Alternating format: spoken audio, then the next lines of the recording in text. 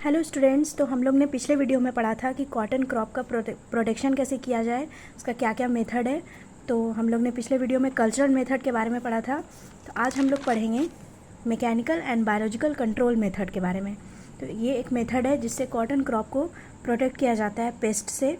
तो इसमें क्या है कि फेरोमोन ट्रैप लगाया जाता है जो कि जिससे कि इंसेक्ट अट्रैक्ट होते हैं और पकड़े चले जाते हैं। तो फेरोमोन ट्रैप क्या होता है? तो what is pheromone trap? This trap is specially made to catch insect. ये इंसेक्ट को कैच करने के लिए बनाया जाता है। It has a pheromone lure chemical capsule attach to it. Pheromone trap के अंदर एक pheromone lure chemical capsule type रहता है, वो फेरोमोन ट्रैप के अंदर अटैच रहता है। और ये फेरोमोन ट्रैप के अंदर जो ये फेरोमोन ल्यूर केमिकल लगा रहता है, तो ये वही स्पेशल केमिकल होता है जो फीमेल इंसेक्ट जो नेचुरली रिलीज़ करती है मेल को अट्रैक्ट करने के लिए, वही केमिकल ये फेरोमोन ल्यूर में रहता है। मतलब कि फीमेल इंसेक्ट क्या करती है कि मेल को अट्रैक्ट करती है, जिससे कि फिर वो एग देती है, फिर अपना तादाद बढ़ता है। तो ये क्या करता है कि ये जो फीमेल इंसेक्ट का जो केमिकल रिलीज़ होता है, वही सेम केमिकल ये फेरोमोन ल्यूर में रहता है, जिसको कहाँ रखा जाता है? फेरोमोन ट्रैप के अंदर अटैच कर दिया जाता है। तो ये फेरोमोन कैप्सूल क्या करता है कि ट्रैप के मिडिल में रखा जाता है, और सब इंसेक्ट का अपना अपना एक फेरोमोन होता है, मतलब अलग अलग एक खुशबू होता है अलग अलग इंसेक्ट का।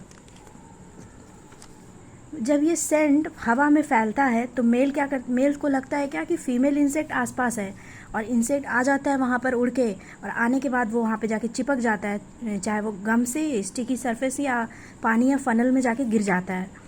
और फेरोमोन ट्रैप काम कैसे करता है कि ये एक सेक्स फेरोमोन्स है, मतलब कि फेरोमोन ट्रैप जो है अट्रैक्ट करता है सिर्फ इंसेक्ट स्पेसिफिक खास स्पेसिफिक इंसेक्ट स्पेसीज़ को अट्रैक्ट करने के लिए ये बनाया जाता है। जैसे कि इसमें आते हैं बॉलवॉर्म आते हैं, मतलब कि जो कॉटन क्रॉप जो नुकसान पहुंचाता है पेस्ट, तो कौन कौन ऐसा बहुत डेंजर पेस्ट है जो कॉटन क्रॉप को नुकसान पहुंचाता है, तो उसी के लिए तो फेरोमोन ट्रैप बनाया गया है। तो फेरोमोन ट्रैप किसको पकड़ने के लिए बनाया गया है? बॉलवॉर्म को। तो बॉलवॉर्म कौन सा है? पिंक बॉलवॉर्म है, स्पॉटेड बॉलवॉर्म है और अमेरिकन बॉलवॉर्म है। तो ये सब क्या है कि ये खास स्पेसिफिक इंसेक्ट स्पेसीज़ है ये लोग। तो मेल इंसेक्ट जब ट्रैप कर जाता है उसमें उस फेरोमोन ट्रैप में जब ट्रैप हो जाता है तो उसका पॉपुलेशन डिक्रीज़ हो जाएगा, और जब मेल का जो पॉपुलेशन डिक्रीज़ हो जाएगा तो फीमेल इंसेक्ट तो एग नहीं दे पाएगा, और जब क्योंकि वो मेटिंग नहीं कर पाएगा तो एग नहीं दे पाएगा। इस तरह से क्या होगा कि क्रॉप प्रोटेक्ट रहेगा, तो इसीलिए इसे प्रोटेक्ट किया जाता है। तो अब हम पढ़ेंगे कि ये पिंक बॉलवर्म क्या है और ये किस तरह से नुकसान पहुंचाता है। तो पिंक बॉलवर्म, जिसे गुलाबी सुंडी कहा जाता है, it is considered the most dangerous paste of cotton. ये सबसे खतरनाक पेस्ट माना गया है कॉटन के लिए। इसका कैटरपिलर मतलब लार्वा ये घुस जाता है कॉटन के बॉल में, और इसके सीड्स और फाइबर मतलब उसके रेशा लिंट को उसको खा जाता है, ख़राब कर देता है। मतलब ये जो कीड़ा है इसका कैटरपिलर लार्वा घुस जाता है कॉटन के बॉल में और उसके बीज और फाइबर रेशे को ख़राब कर देता है। तो हम लोग यहाँ देखेंगे कि कैटरपिलर लार्वा क्या होता है।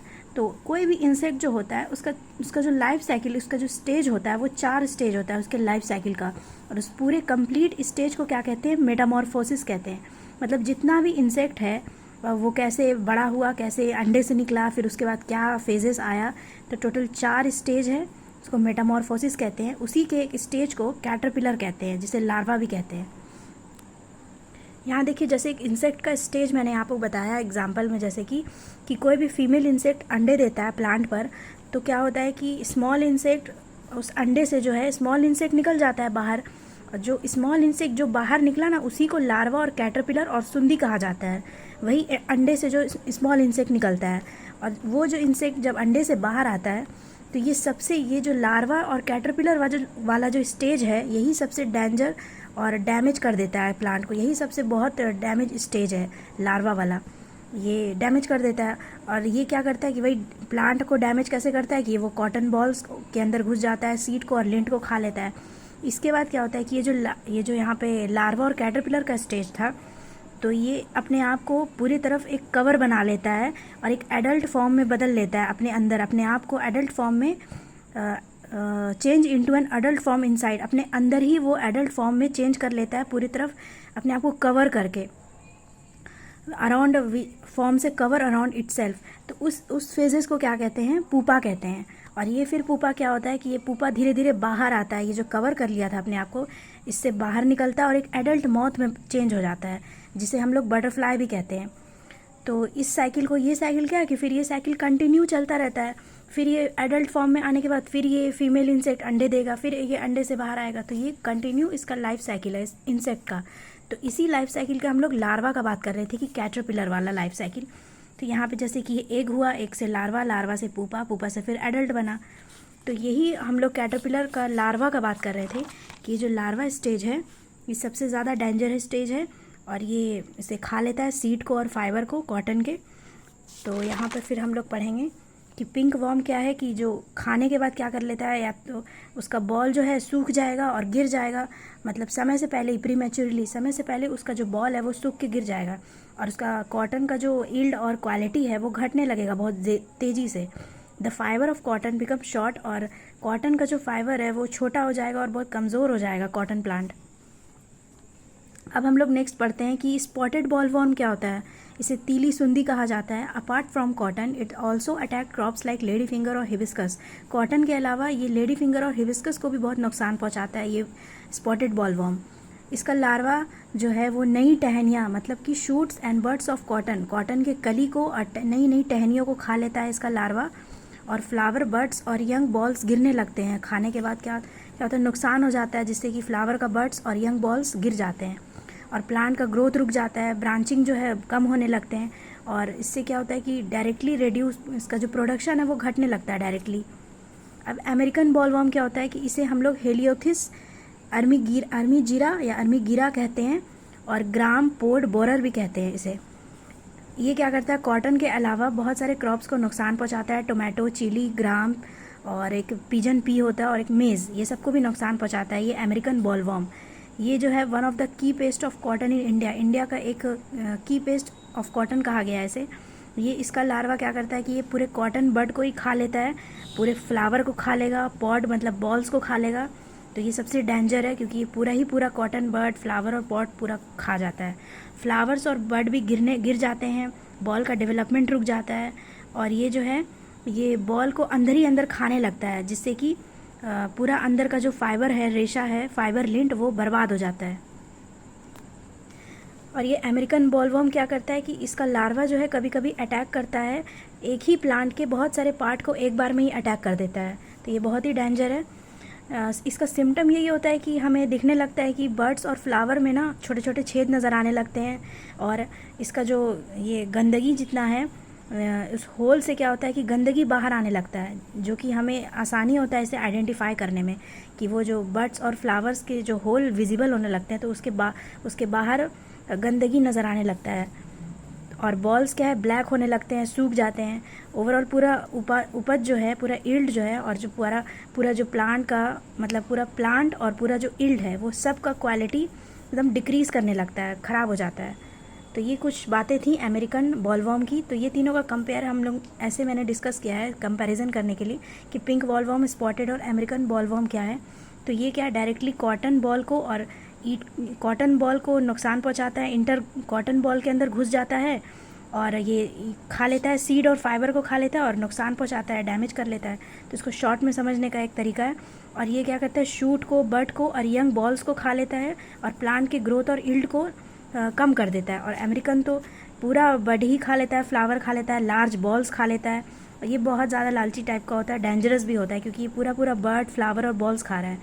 तो ये कुछ कंपैरिजन थे, ये कुछ मेजर पेस्ट थे कॉटन के, जैसे कि ये सब मैंने आपको पढ़ाया था। तो इसमें आप लोगों ने देखा होगा कि आखिर बॉल वर्म में तो बहुत सारे बॉल वर्म आ गए, पिंक हो गए, अमेरिकन, और तो ये सब क्या है, मतलब ये सब भी तो नुकसान पहुंचाते हैं। आखिर ये सब का नाम उसमें क्यों नहीं आया, ये सब मतलब ये जो फेरोमोन ट्रैप है, आखिर ये सब के लिए फेरोमोन ट्रैप क्यों नहीं है। तो वही चीज़ मैंने यहाँ पे अलग से लिखा है कि जैसिड्स, एफिड्स, वाइट फ्लाइज और थ्रिप्स जो है, ये सारे सकिंग इंसेक्ट्स हैं, मतलब ये चूसने वाले, प्लांट का रस चूसने वाले इंसेक्ट्स हैं।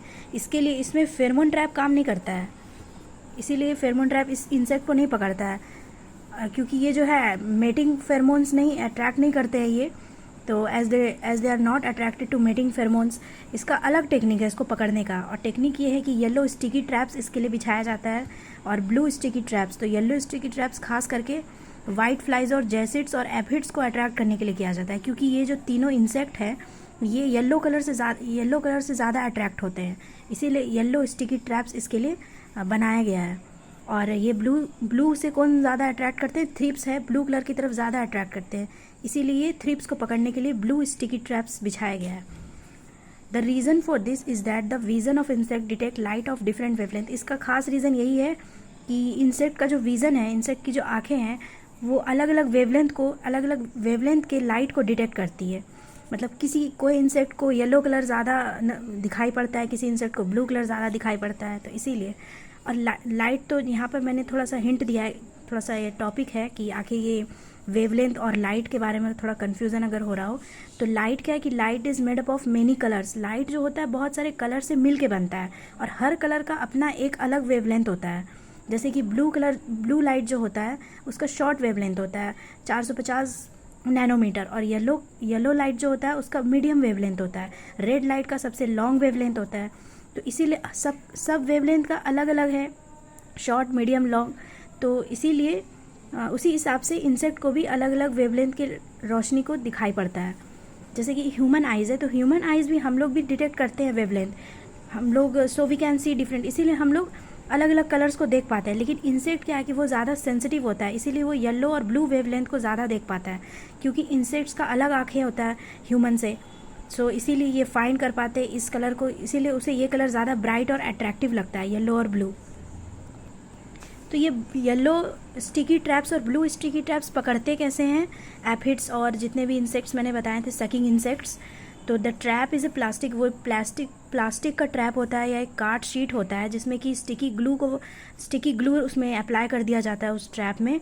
वो ट्रैप प्लास्टिक और कार्ड शीट का बना होता है। अब जब उसमें इंसेक्ट उस कलर को देख के अट्रैक्ट होते हैं, when the insect get attract to that colour and sits, जैसे ही वो अट्रैक्ट होकर उस ट्रैप में बैठते हैं तो उसका पैर या उसका विंग्स वो स्टक फंस जाता है उस स्टिकी सरफेस पे, और जब वो ट्रैप कर जाते हैं तो इंसेक्ट फ्लाई नहीं कर पाएंगे और वहाँ पे ही वो अपना मर जाएंगे, दम तोड़ देंगे। तो इसी तरह फार्मर्स जो है येलो और ब्लू स्टिकी ट्रैप्स को कॉटन फील्ड में रखता है ताकि जितने भी पॉपुलेशन है एपिड्स, वाइट फ्लाई, जैसिड्स और थ्रिप्स का, वो पॉपुलेशन कम हो सके। तो यहाँ तक हम लोग ने कुछ बातें सीखी कि कॉटन क्रॉप को कैसे प्रोटेक्ट किया जाए, उसका कितना मेथड्स था। तो एक और मेथड है कि बर्ड परचेस कैसे है, और उसके आगे का मेथड हम लोग नेक्स्ट वीडियो में डिस्कस करेंगे। Thank you so much all of you.